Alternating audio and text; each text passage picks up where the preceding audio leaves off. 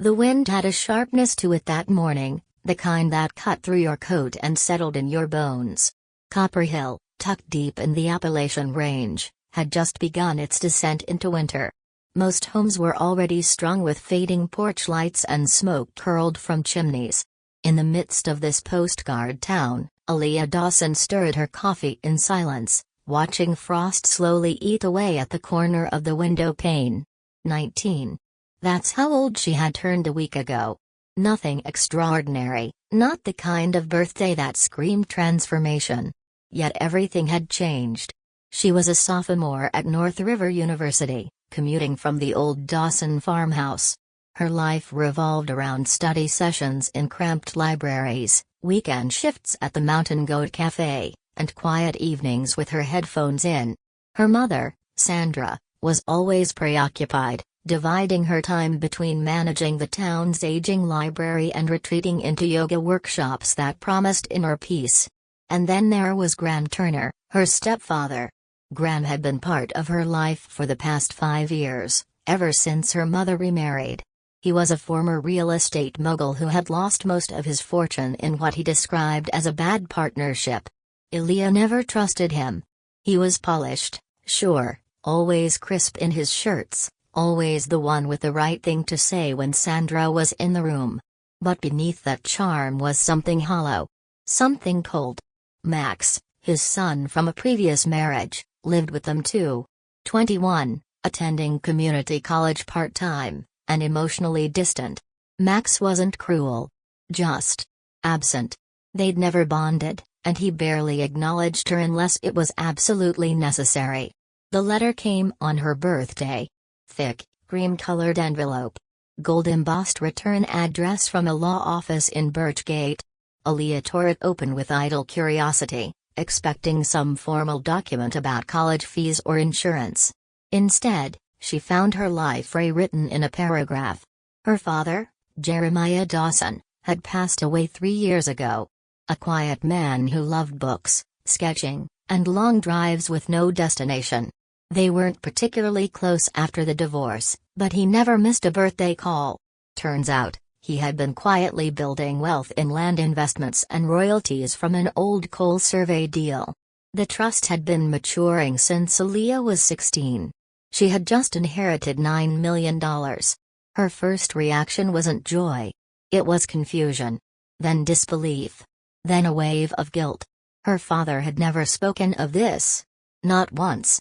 And now she was 19, legally an adult, and sole beneficiary of a small fortune.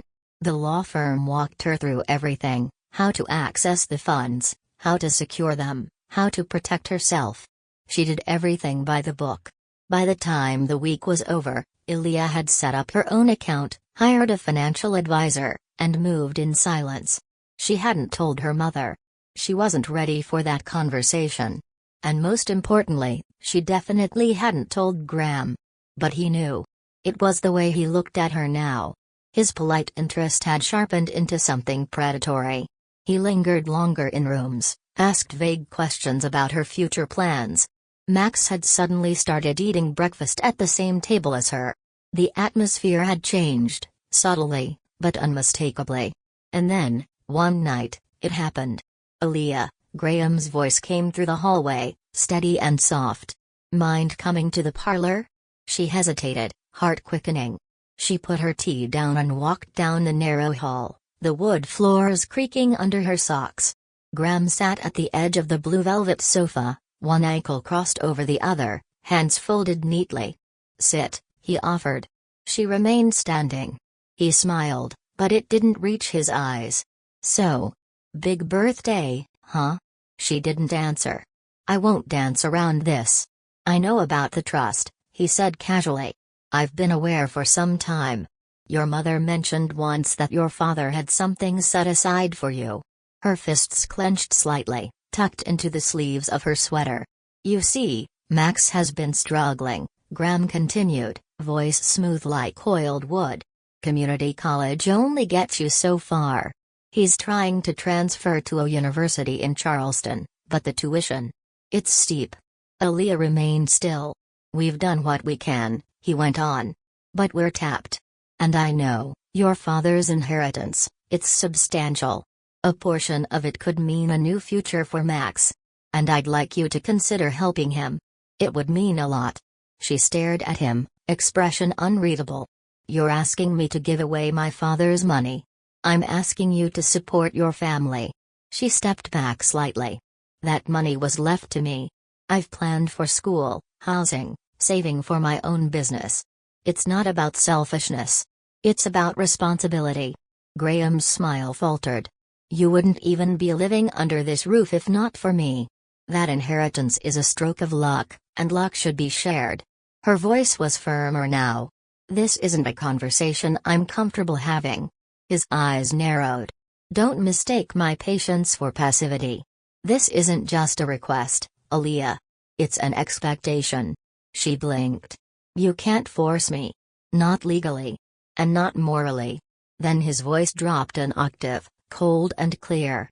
"Don't tell your mother about this conversation. It would only complicate things." A chill swept through her spine. His tone wasn't just serious. It was threatening. Without another word, she turned and walked away, heart pounding so hard it echoed in her ears. That night, Elia lay in bed staring at the ceiling, sleep a distant hope. Something inside her had shifted. That conversation wasn't about Max, not really. Graham didn't care about Max's education. This was about access. About power. He saw the inheritance not as a blessing, but as a gateway to something else.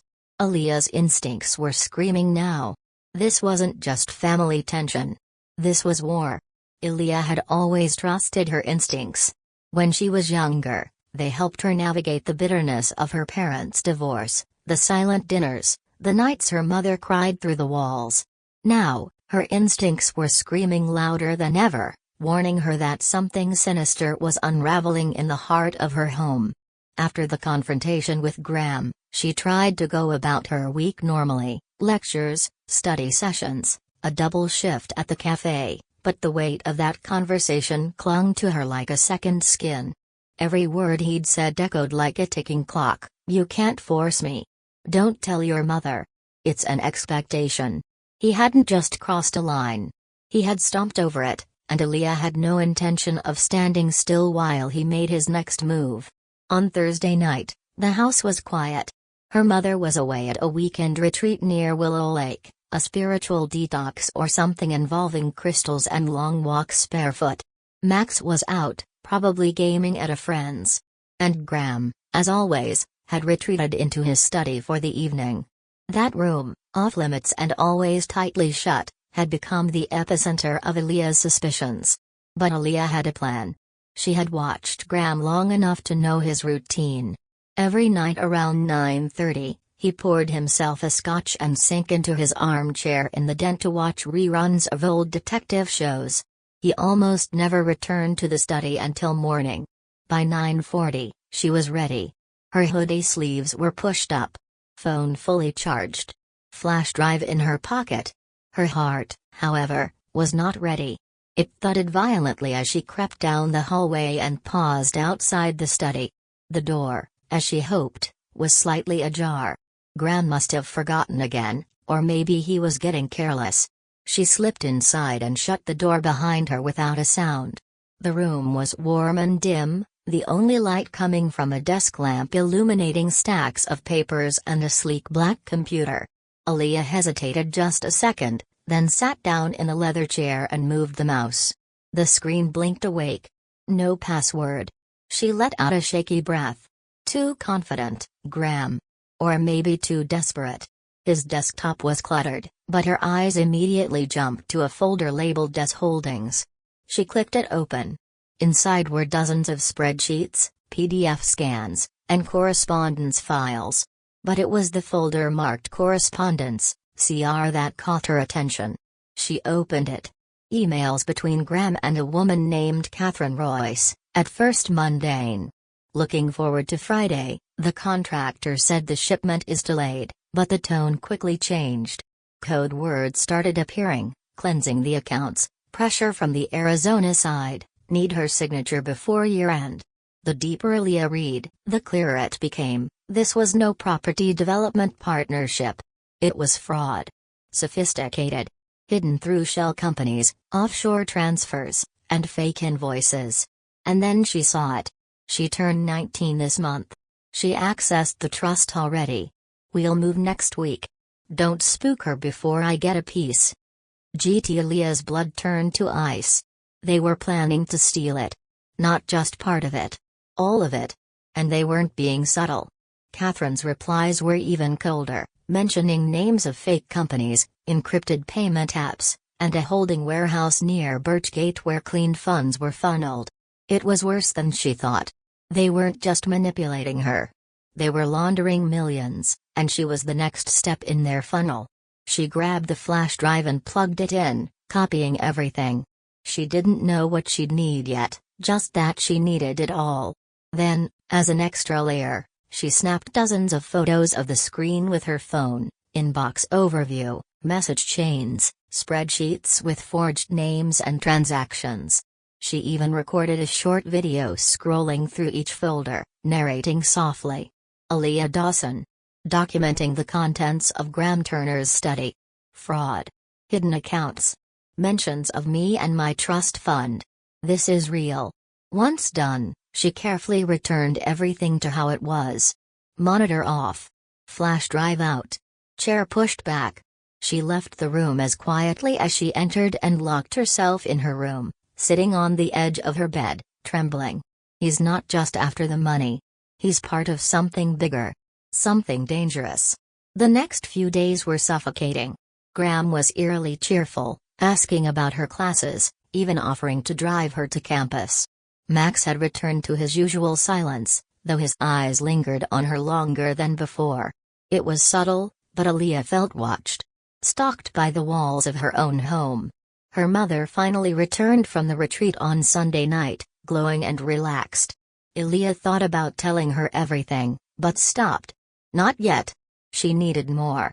She needed undeniable evidence, not screenshots and hearsay. So she pivoted. It was time to record him. That evening, as Graham and Max sat in the den watching a game show rerun, Elia walked in casually, holding her phone loosely by her side. With a soft brush of her thumb, she tabbed record. "Hey," she said, voice light. "Can I talk to you both for a second?" Graham looked over, cautious but composed. Max didn't even glance her way. "I've been thinking about what you said the other night. About helping Max."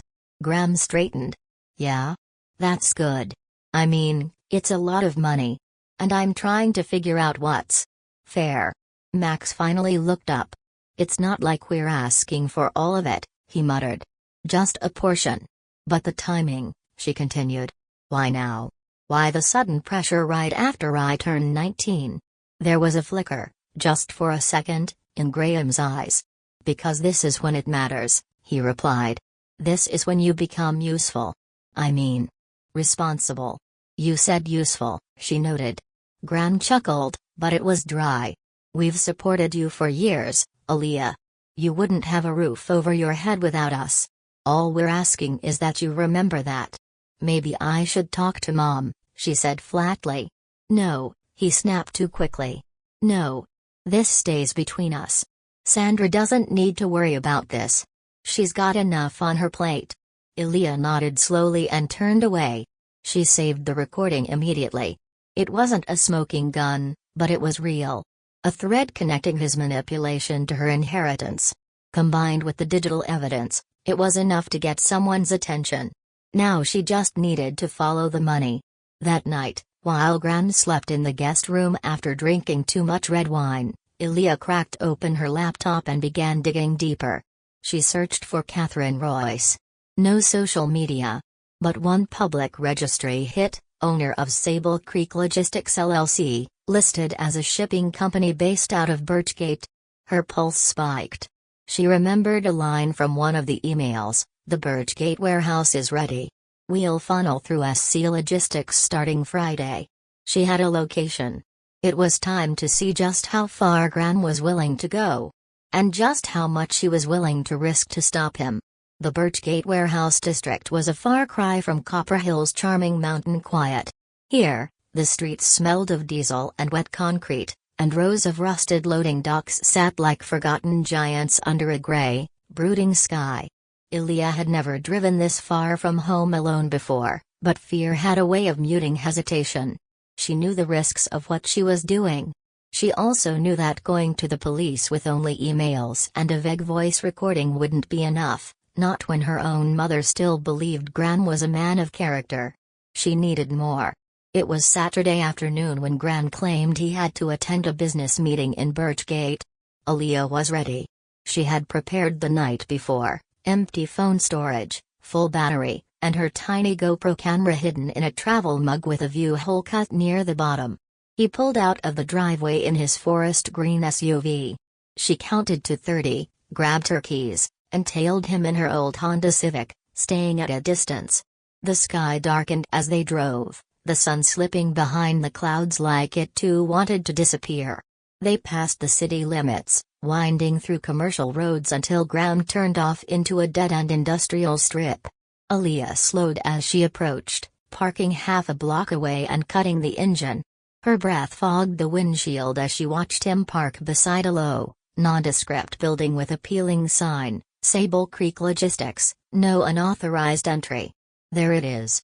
She crouched low in her seat, camera ready. Graham stepped out of the SUV with a black briefcase in hand. Moments later, the warehouse door opened and a woman appeared, tall, thin, with sharp features and sleek dark hair pulled into a tight ponytail. Catherine Royce. Elia recognized her instantly from one of the email attachment photos she had saved. There was no hug. No greeting. Only business. They spoke briefly, then disappeared into the building. Elia's hands trembled as she hit record. She filmed the building's exterior, the rusted lock, the delivery bay, the signage, and the address stenciled onto the door frame. For nearly 2 hours, she waited. Her legs ached from crouching, but she didn't dare leave. Finally, Gran re-emerged, his face pale and expression grim. He clutched the briefcase tightly as he returned to his car and sped away, checking his mirrors like a man with secrets to protect. Once he was gone, Elia got out of her car and approached the warehouse. It was locked, of course, but through a grimy side window, she could see empty crates and shelves stacked with sealed plastic tubs, nothing labeled. Nothing obvious. She took more photos and returned to her car, heart hammering in her chest. Back in Copper Hill that evening, she uploaded everything to a hidden cloud folder. She wasn't sure who would believe her yet, but she was building a wall of truth no one could ignore. But the question still lingered, who else knew? That night, while her mother was out grocery shopping and Graham was holed up in his study, Elia found Max in the kitchen, sipping tea at the counter. He looked surprised to see her, maybe even a little guarded. "Elia," he said slowly. "Hey." She leaned against the counter opposite him. "You've barely said 10 words to me all week." He shrugged. "Been busy." "With what? Your part-time classes or keeping secrets for your dad?" His head snapped up, but he said nothing. "I know about the warehouse," she said quietly. "About Sable Creek. About Catherine Royce." Max's eyes darkened. "You don't know what you're talking about." "I've seen the emails, Max. I've seen the financial records. He's laundering money, and he's using my inheritance to do it." "You need to stop," Max hissed, suddenly stepping forward. "You think you know everything just because you can Google some corporate filings?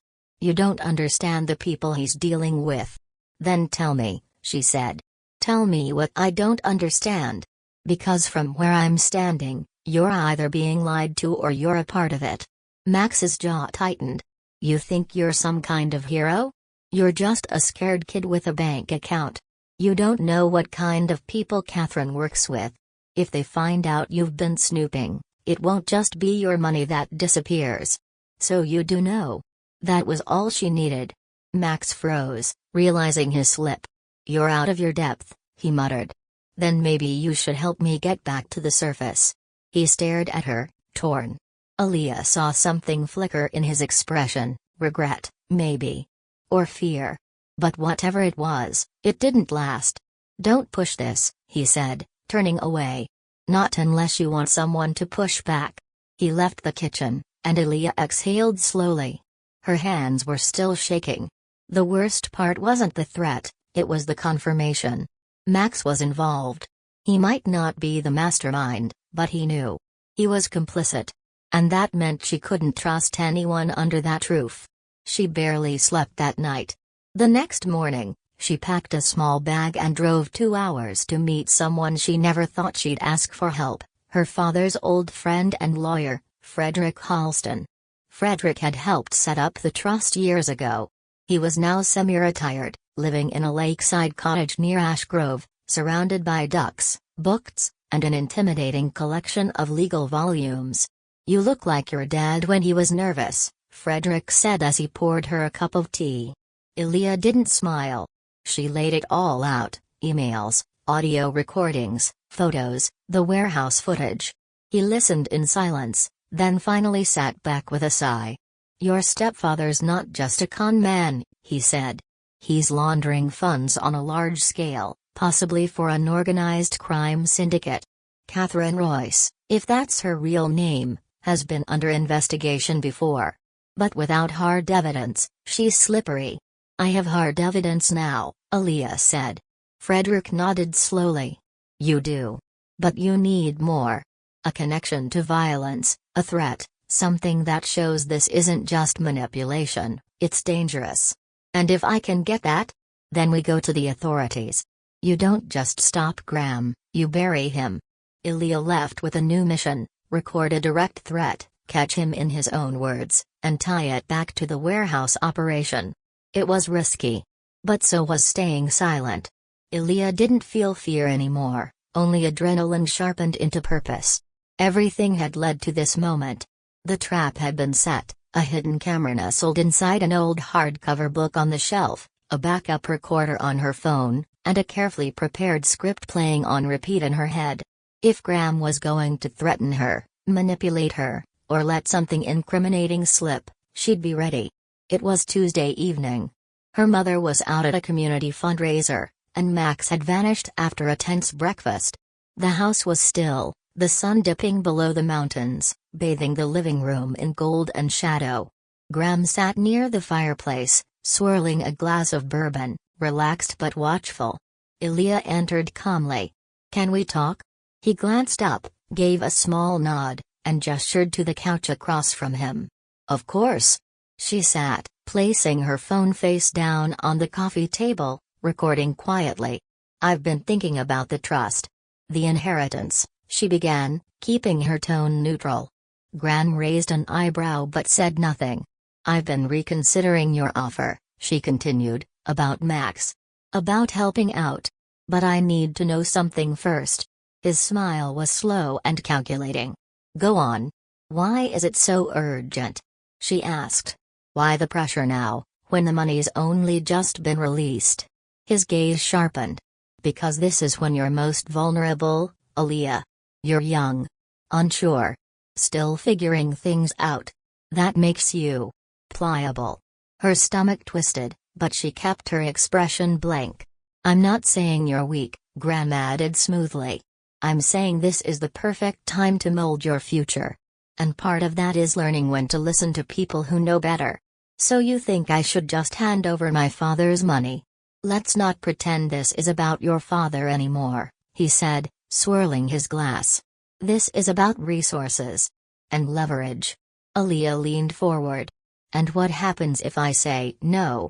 Graham's eyes gleamed, just for a moment. "Then I'll have to assume you're working against the family. And I can't have that." There it was. The threat. "Is that a warning?" "It's a fact," he replied, standing slowly. "You don't understand the kind of people I'm dealing with. I've protected this family for years. Don't force me to choose between you and everything I've built. Everything you've built. The criminal network. The warehouse. The lies. I just want the truth, Graham," she said, voice rising. "About Catherine. About Sable Creek. About what you're laundering through my name." The glass slipped slightly in his hand. "You've been spying on me?" I know everything. And I'm done playing dumb. His face twisted, not in rage, but something worse, contempt. You're just a girl with a windfall she doesn't deserve, he snapped. You're lucky I didn't take it all the day it cleared. But now, you're a liability. Before she could react, Graham lunged. He didn't grab her. Not yet. But his hand slammed against the table, sending her phone flying. The recorder app continued in silence as he leaned close. If you say a word to Sandra, I'll make sure you lose more than money.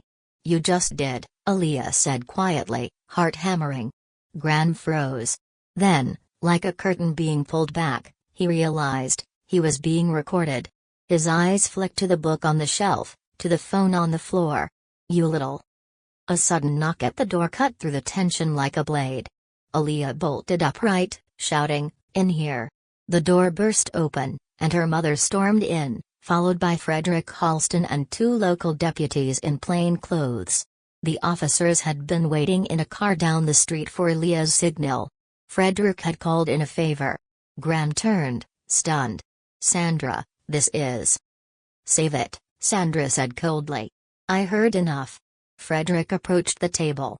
"We have evidence of financial crimes, recorded threats, and connections to criminal activity through a fraudulent shipping company. You'll need to come with us." Graham tried to push past them, but the deputies were faster. They pinned his arms, read him his rights, and cuffed him as he shouted that it was a setup, that he'd been provoked. But it was over. As they led him out the door, Elia caught her mother's eye. Sandra looked devastated, but no longer in denial. She pulled Elia into a tight hug, trembling. "I'm so sorry," she whispered. Elia didn't cry. She simply nodded. It was done. Graham would face charges. Sable Creek would be investigated. And finally, the truth was no longer hers to carry alone. The days after Graham's arrest unfolded like the slow unraveling of a tangled knot. Elia watched as the web he'd spun, carefully, confidently, over years, collapsed under the weight of truth and evidence.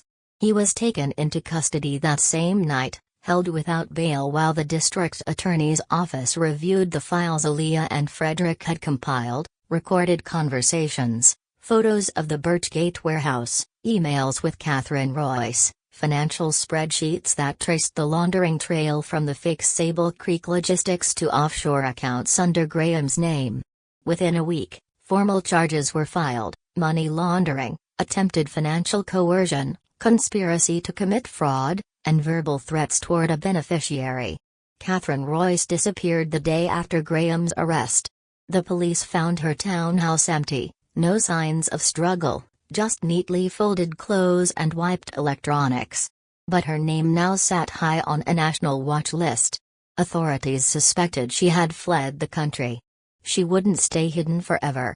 Max, confronted by investigators, denied knowing the full extent of his father's operations. But Elia's confrontation with him, recorded and transcribed, painted a different picture. Eventually, he cracked, admitting that Graham had brought him in to help create dummy accounts, but swearing he didn't know about the threats or the warehouse. In exchange for full cooperation and testifying against Graham, Max was offered 2 years probation, 500 hours of community service, and a permanent mark on his financial record. He left town shortly after the plea agreement was finalized. No goodbyes. No explanations. Elia didn't miss him. The trial. The courtroom was packed. Copper Hill wasn't a place where drama stayed quiet. By the time the trial began, Graham's story had spread across the region. A once respected businessman turned criminal mastermind. A stepdaughter who exposed it all. The public was fascinated. Elia testified on the second day. Her voice trembled at first, but as she walked the jury through every step, the confrontation, the investigation, the threats, her words grew steadier. She showed them the recordings, explained the warehouse surveillance, and held up the printed bank statements. Frederick, her father's old friend, handled the legal presentation with practiced grace. He reminded the court that Graham had not only broken the law, he had betrayed his own family. The prosecution called in a forensic accountant to trace the stolen funds and a cybersecurity expert to verify the origin of the emails. A warehouse worker in Birchgate testified that he saw Graham and the dark-haired woman meeting late at night, always exchanging sealed boxes, never logging inventory. Graham's defense tried to argue coercion. That he was pressured into the scheme by Catherine. That he never intended to threaten Elia. That his outburst was just a moment of frustration. But the jury didn't buy it. After a week of testimony, it took them just 4 hours to return a verdict. Graham Turner was found guilty on all counts. He was sentenced to 17 years in federal prison, with no chance of parole for the first 10. The judge called his actions a calculated betrayal cloaked in family ties. When the sentence was read, Graham's eyes didn't meet Elia's. He looked straight ahead, expression flat. But she didn't need his gaze. She had his confession. She had her voice back. Justice had been served. Rebuilding. Life after the trial was quieter, but not empty. The farmhouse, once haunted by tension and secrets, felt lighter now. Her mother changed the locks, repainted the living room, and filed for annulment within a week of the sentencing. The legal process was swift, given the criminal conviction. For the first time in years, Sandra smiled without hesitation. She and Elia began speaking more openly, about the past, about Elia's father, about the years they had both spent quietly hurting in the same house without realizing it. Healing came in pieces, over coffee at dawn, over silent tears at midnight. But it came. Elia also went to therapy, something she never thought she needed until she sat in front of a counselor and heard herself say, "I thought I was overreacting." The therapist helped her unpack that belief. Helped her understand that survival often looks like silence. And that speaking up doesn't make you difficult. It makes you brave. When Winter returned to Copper Hill, Elia used a small portion of her inheritance to establish the Elia Dawson Trust for Young Entrepreneurs, offering scholarships and mentorship to low-income students pursuing business and finance. She wanted to use the money not just for herself, but to build something that mattered.